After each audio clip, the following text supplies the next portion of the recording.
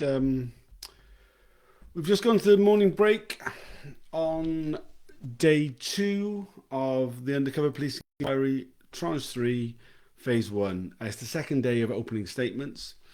This morning we heard from Maya Sikand and Fiona Murphy. Maya Sikand represents Peter Francis, the former undercover police officer, HN43, who went whistleblower. Fiona Murphy represents the Category F core participants, which are the families of the bereaved families of the children whose identities were stolen by undercover police officers. Specifically, much of what she was talking about related to that of Kevin Crossland, whose identity was stolen by James Thomson, who also used the cover name James Straven. So the first lawyer to speak, Maya Sikand. Peter Francis is a unique character in the Undercover Policing Inquiry. He is a former undercover officer who was deployed into anti-racist, anti-fascist groups. But he is also someone who has, I guess, turned on the SDS, turned on the police, and gone whistleblower to expose what the unit is. He went he did the whistleblowing 6 months before Mark Kennedy was exposed, and kind of one of the reasons why we've ended up with a public inquiry, I guess. It was very much a key part of us finding out so much has been Peter Francis going whistleblower. It does mean that he has been criticised by all sides. There was a lot of complaining, I would characterise in his opening statement. He talked about how he has nothing to gain, how he hasn't made any friends through this process, talked about his psychological damage. There has been a lot of criticism from the police towards him, but there's also been a fair bit of criticism from those he spied upon. Unsurprisingly, his opening statement kind of recognises that, says it's a perfectly normal human psychological response to the reality of someone who's been spied upon. But also, really, I think he then pivoted and starts talking about, well, it's counterintuitive. How could I possibly be so truthful in talking about the practices of the undercover police, but supposedly to lie about my own personal reporting? I don't think these two things are mutually exclusive. I don't think I don't think just because he's lost his appetite at lunch doesn't mean he wasn't hungry at breakfast. I mean, these.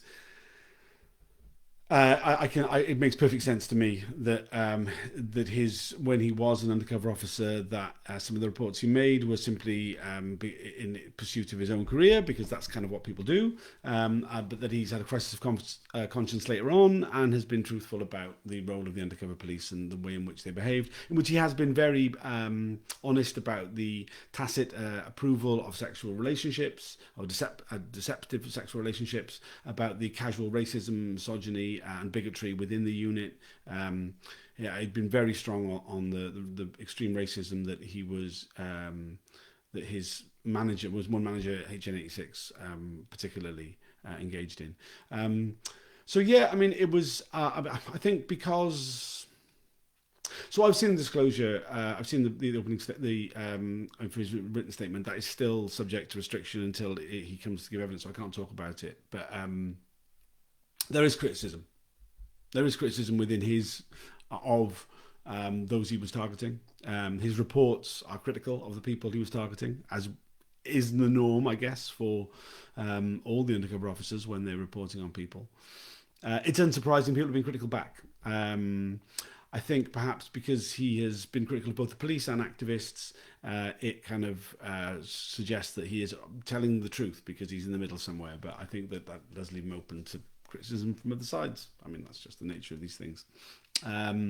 He was an undercover police officer. He engaged in sexual relations whilst deployed undercover, both with activists he was targeting and other members of the public who he came into contact with.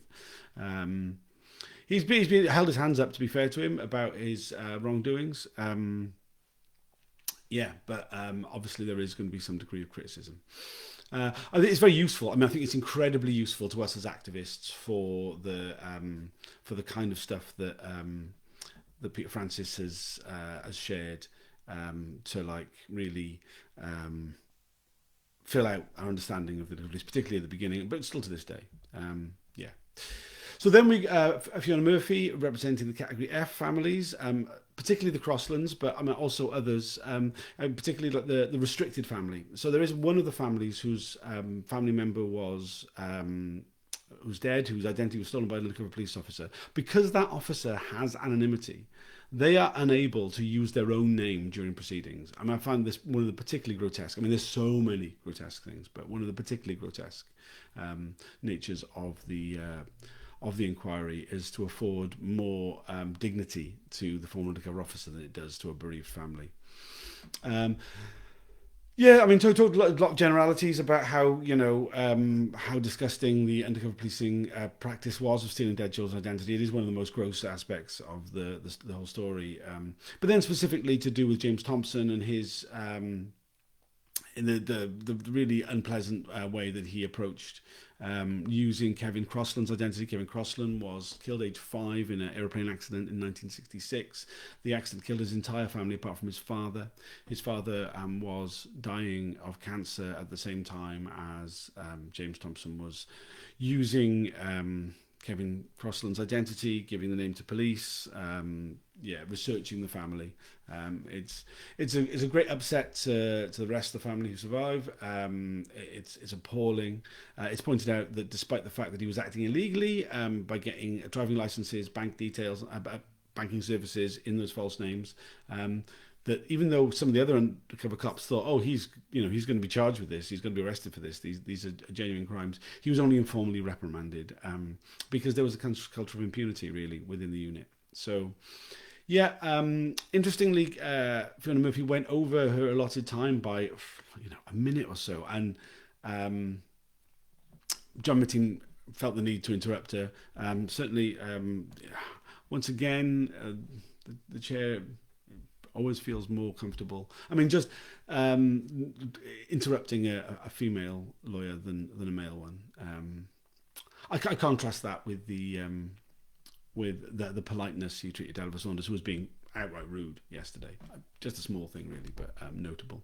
We'll be back fairly soon. It's only a short break. After the break, we'll be hearing from Charlotte Kilroy, who represents the Category H co-participants. The Category H is the women who were deceived into long-term intimate sexual relationships, specifically in relation to Alison, Ellie, Sarah, and Maya, as well as Wendy, who wasn't in a sexual relationship, but